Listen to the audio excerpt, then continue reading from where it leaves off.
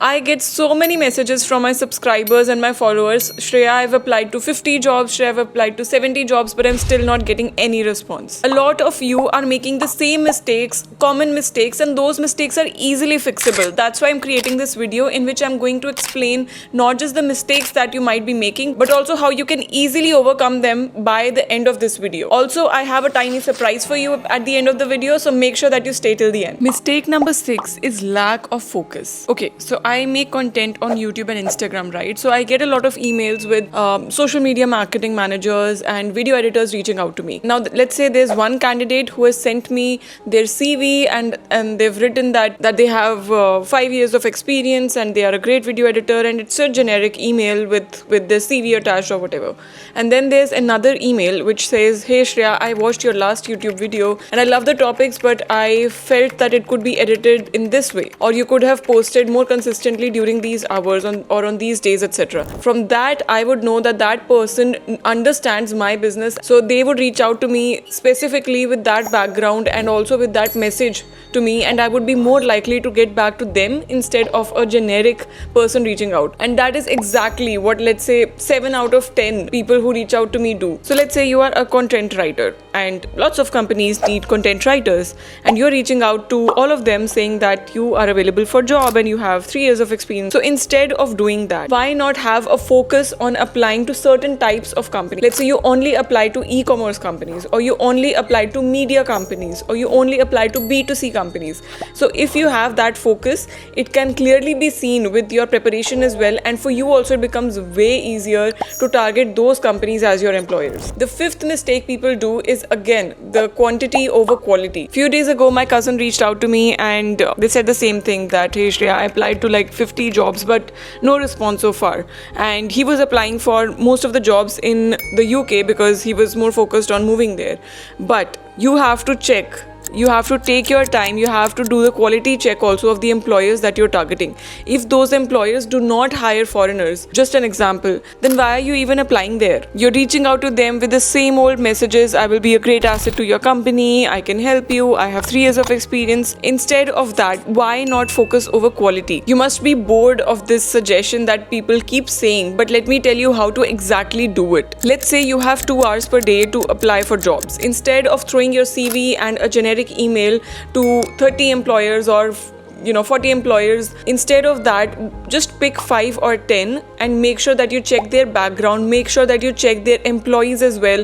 Try to see what that company does and try to show what help you can provide as somebody who wants to join that company. A cover letter can be helpful, relevant experience that you can show can be helpful as well, and then tailoring your CV and removing the stuff that is not relevant for that company is also completely okay. Mistake number 4 is that you are a bad marketer of yourself.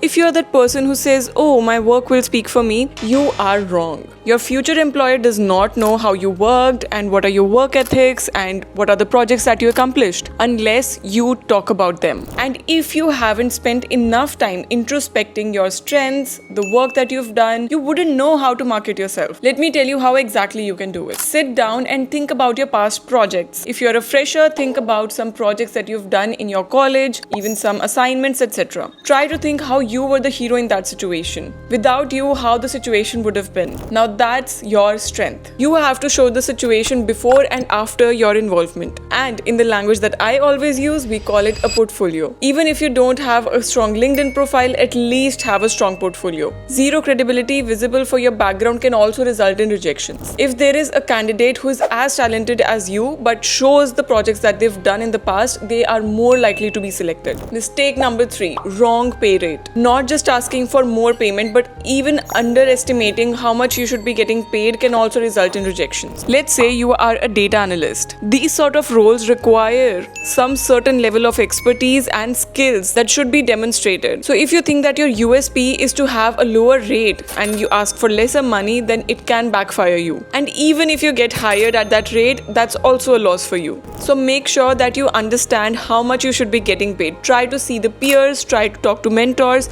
and make sure that you ask the best rate for yourself. A smart way to do it is to keep a range. So let's say you don't know how to negotiate yet, or you don't know the exact amount the client or your employer would settle at. You can give them a range. You can give them, you charge, let's say, $20 to $30 or $20 to $40 per hour based on the complexity or based on the workload. Mistake number 2, again very similar to the fourth one, is to play soft on your digital presence. Google and LinkedIn are still the OG platforms to learn anything about anyone. So if your last LinkedIn activity was 4 months ago congratulating someone, hey, congrats on your new job, then you are at fault. You have to make sure that you keep your activity up to date and you show your work as well. Who are your co-workers, what you do with them, what projects you're up to, what conferences you've visited. Try to keep your profile up to date with that information. If someone tries to find you on Google or LinkedIn, there should be some good information popping up, putting more trust in you rather than dropping it. Mistake number 1, only applying to big companies. If you think only big companies have a good budget or the requirement to hire new people,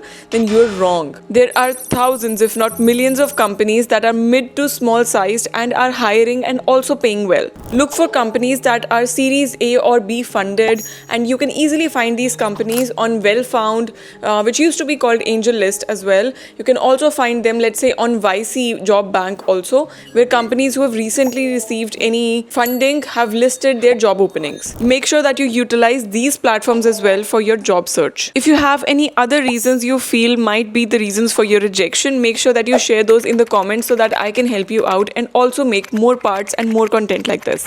And if you've come this far, I hope that you got something to learn. So make sure that you drop a thumbs up and like my video and also subscribe to my channel.